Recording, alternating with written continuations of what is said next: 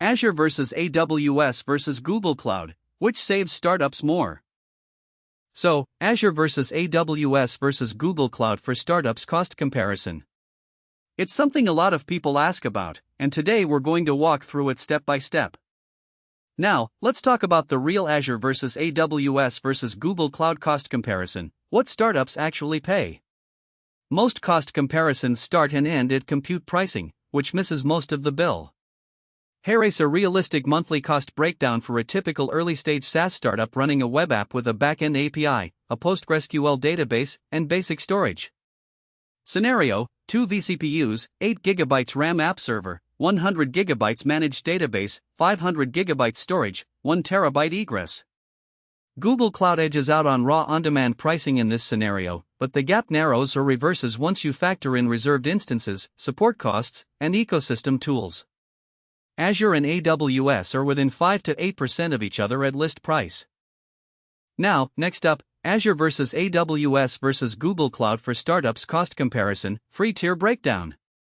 Free tiers are where many startups run their first workloads, and the differences matter more than most people realize. Azure free tier. AWS free tier. Next up, now, total cost of ownership goes beyond compute. The on-demand compute bill is only part of what you'll pay. Here's what gets startups into trouble. Support plans are a real budget line. Azure developer support starts at $29 per month. AWS developer support is also $29 per month, but the business tier jumps to $100 per month minimum or 10% of monthly usage, whichever is higher. Google Cloud's enhanced support starts at $500 per month. If you're spending $1,000 per month on cloud infrastructure, Google's support alone can double your bill. Tooling and monitoring is another gap. Azure includes Azure Monitor, Azure Advisor, and cost management tools in the base price. AWS charges separately for many CloudWatch features beyond basic metrics. The difference adds $20 to $50 per month for a small startup but matters more as you scale. Now, moving on to hidden costs that catch startups off guard. Every cloud provider has pricing quirks that inflate real-world bills versus advertised rates. AWS data transfer pricing is the most commonly cited gotcha.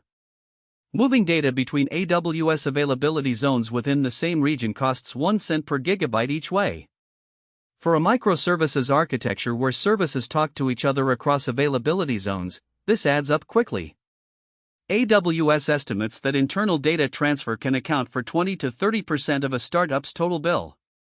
Azure's egress pricing is comparable to AWS for data leaving to the internet but generally lower for data moving between Azure regions. Azure does not charge for inbound data transfer at all. Now, next up, reserved instances and committed use discounts, the biggest cost lever. This is where the Azure versus AWS versus Google Cloud for startups cost comparison gets most interesting.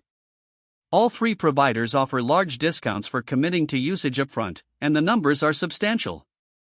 Azure reserved instances, up to 40% off on-demand pricing for VMs. A 3-year commitment can reach 60 to 65% off. AWS reserved instances, 30 to 40% off on demand. With partial or full upfront payment, savings reach 40 to 60%. Let's talk about next up, Azure versus AWS versus Google Cloud cost comparison by workload type. Different workloads have different cost profiles across providers. Here's where each one tends to win. The honest trade-off, AWS gives you the most service options but the highest complexity and support costs. Google Cloud gives you the best developer experience for cloud-native stacks but a smaller ecosystem. Azure gives you the best cost story if your stack is Microsoft-based, plus the most mature compliance and governance tooling. Next up, let's talk about which cloud is easiest to manage without a dedicated DevOps team.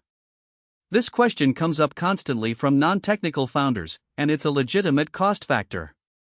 If you need to hire a DevOps engineer to manage your cloud environment, that's $80,000 to $120,000 per year in additional headcount cost. Azure's portal is generally the most approachable for founders coming from a Windows or Microsoft background. The Azure Cost Management tool is genuinely good, with built-in budgets, alerts, and advisor recommendations that flag idle resources automatically before you're hit with a surprise bill. AWS has the steepest learning curve of the three.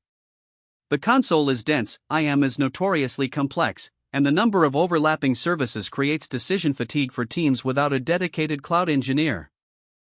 Let's talk about next up, how to migrate to your chosen cloud without overspending.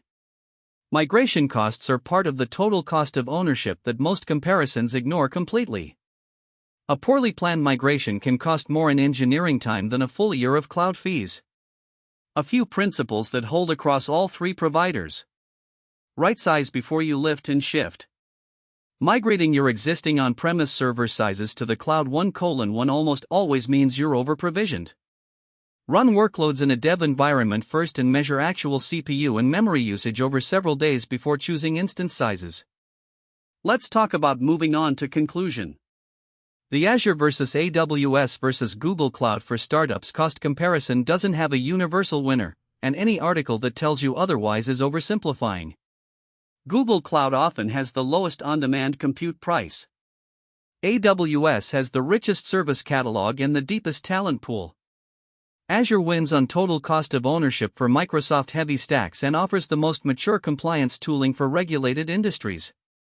For most startups in 2026, the practical starting point is this: if you're running .NET, SQL Server, or Windows workloads, Azure's hybrid benefit can cut your bill by 40% or more compared to AWS or Google Cloud. If you're starting fresh on a Linux and container-based stack, price out all three using your actual expected workload numbers and include support plan costs in your model. Cloud decisions aren't permanent. Most providers let you adjust reserved commitments and migrate workloads over time. Start with the right baseline, set up cost alerts from month 1, and revisit your commitment levels every 6 months as your usage patterns become clearer.